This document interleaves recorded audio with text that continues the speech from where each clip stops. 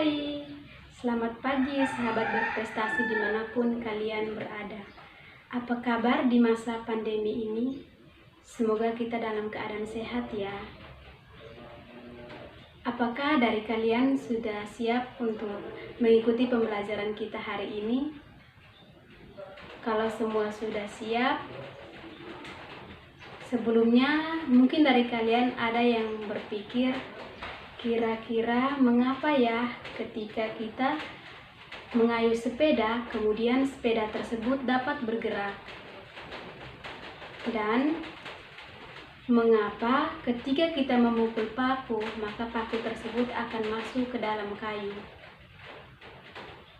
Kemudian, apa yang terjadi apabila kita sedang berada di dalam mobil dan mobil tersebut direm secara tiba-tiba?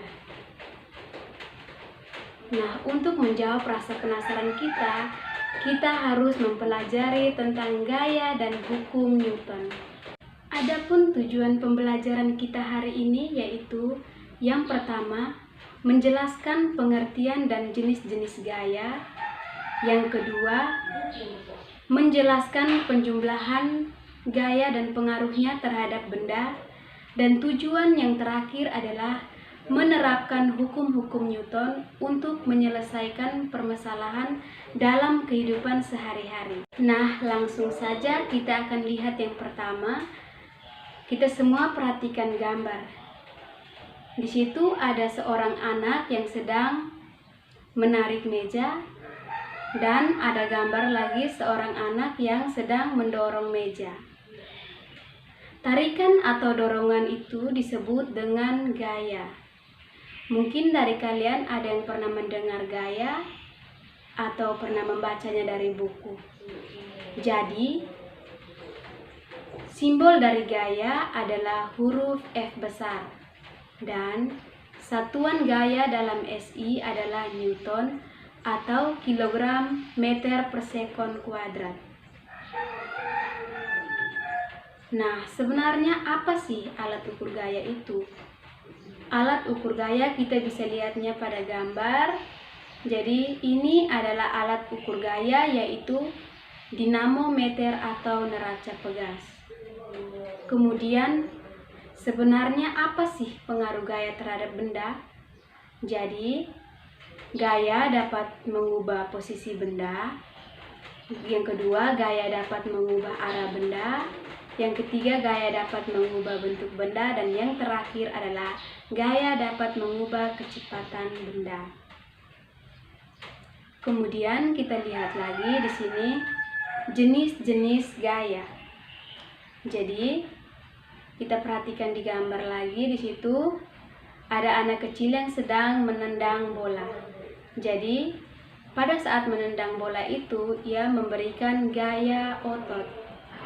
Kemudian gambar yang berikutnya lagi, ada anak yang sedang bermain katapel. Jadi pada saat menarik katapel, hal itulah yang menunjukkan adanya gaya pegas. Kemudian gambar yang berikutnya lagi kita lihat ada orang yang sedang menggunakan terjun payung. Nah, apakah kalian pernah bertanya-tanya mengapa terjun payung itu tidak langsung jatuh bebas? Hal ini terjadi karena adanya gaya geser. Dan ketiga gaya tersebut digolongkan ke dalam gaya sentuh, di mana pada saat gaya tersebut bekerja, bersentuhan langsung dengan bendanya. Selanjutnya kita lihat lagi gambar yang berikut. Di situ ada gaya magnet. Kemudian ada buah yang sedang jatuh dari pohonnya. Itu termasuk dalam gaya gravitasi. Pada gambar yang berikut kita dapat melihat ada Mister Plastik yang digosokkan ke rambut kering, kemudian didekatkan ke potongan kertas. Maka potongan kertas tersebut akan tertarik menuju ke arah Mister Plastik. Hal inilah yang menunjukkan adanya gaya listrik. Kita siapkan bolpoin dan potongan kertas, kemudian rambut kering, pada saat kita menggosokkan bolpen ke rambut kering, maka beberapa menit kemudian kita dekatkan ke potongan kertas, kita amati. Nah, kita bisa lihat bersama bahwa bolpen tersebut menarik potongan kertas. Mengapa hal itu bisa terjadi? Karena adanya gaya listrik. Nah, sekarang kita akan lihat tentang penjumlahan gaya. Yang pertama, gaya sejajar dan searah. Untuk gaya sejajar dan searah ini, contohnya seperti ketika pada sebuah benda dikerjakan gaya sebesar 3 Newton ke arah kanan, kemudian ditambahkan lagi gaya yang kedua sebesar 5 Newton. Berapakah resultan dari gaya tersebut? Nah, untuk mencari resultan dari gaya tersebut, karena kedua gaya dikerjakan searah, maka tinggal dijumlahkan saja. 3 Newton ditambah dengan 5 Newton, maka hasilnya adalah 8 Newton. Jadi, resultan dari gaya tersebut adalah 8 Newton dan arahnya ke kanan. Kemudian yang kedua, kita lihat gaya sejajar dan berlawanan arah. Contohnya seperti ketika pada sebuah benda dikerjakan gaya sebesar 3 Newton ke arah kanan dan kemudian ditambahkan lagi dengan gaya sebesar 6 Newton ke arah kiri. Berapakah resultannya? Jadi, untuk mencari resultan dari gaya tersebut, yang pertama kita lihat dulu. Gaya yang pertama itu adalah 3 Newton, kemudian ditambah lagi dengan gaya yang kedua sebesar 6 Newton, tetapi arahnya berlawanan dengan gaya yang pertama. Jadi 3 dikurangi dengan 6, hasilnya adalah negatif 3. Jadi berapakah resultannya? Resultan dari kedua gaya tersebut adalah negatif 3. Karena hasilnya adalah negatif, jadi arahnya ke kiri. Nah, sekarang kita akan masuk ke contoh soal. 2 orang anak melakukan tarik tambang. Yang satu memberikan gaya 400 Newton ke kanan dan anak yang satunya lagi memberikan gaya sebesar 600 Newton ke kiri. Berapakah resultan gaya tersebut dan kemanakah arahnya? Nah, sekarang kita selesaikan bersama-sama. Jadi, kita selesaikan menggunakan gambar. Langsung saja kita mulai. Yang pertama, gayanya kita gambar 400 Newton ke arah kanan dan kemudian gaya yang satunya lagi 600 Newton ke arah kiri. Jadi untuk menyelesaikan resultannya langsung saja.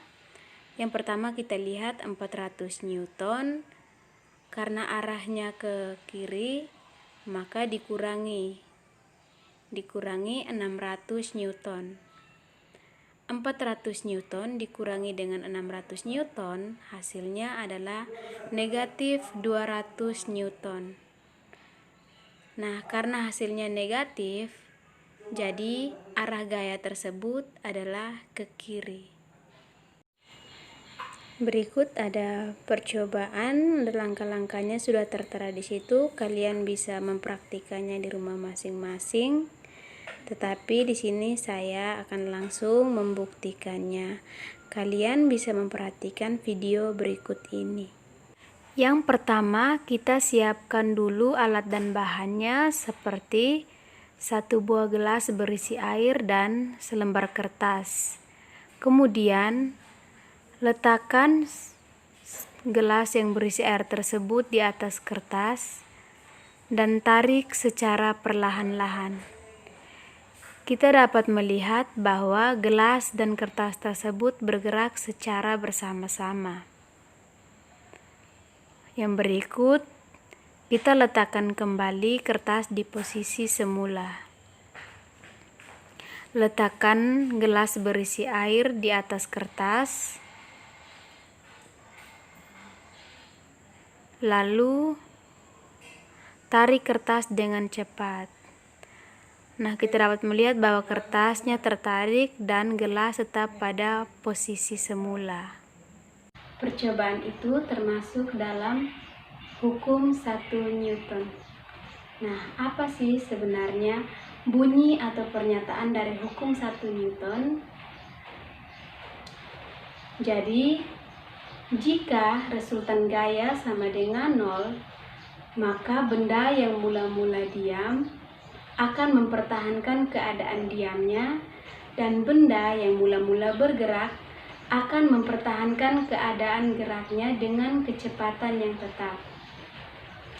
Secara sistematis dapat ditulis dengan sigma F sama dengan 0. Contoh penerapan hukum 1 Newton kita bisa perhatikan di gambar.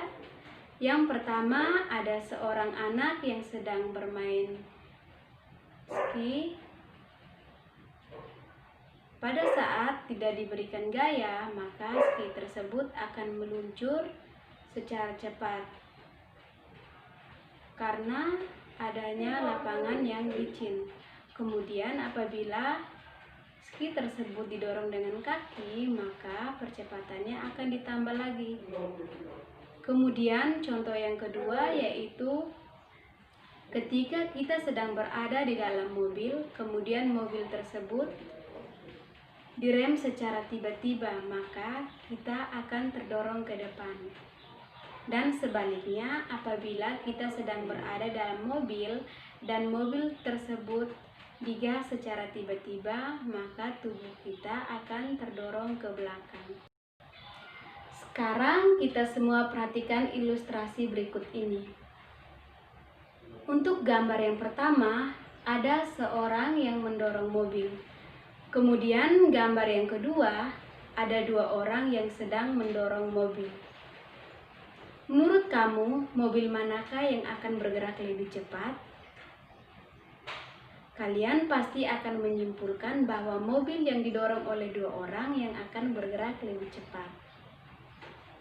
Hal ini termasuk dalam penerapan hukum kedua Newton.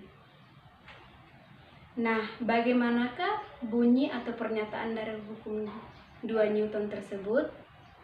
Jadi, bunyi dari hukum kedua Newton yaitu apabila percepatan yang ditimbulkan dari gaya yang bekerja pada benda tersebut berbanding lurus dengan gayanya dan berbanding terbalik dengan massa benda tersebut.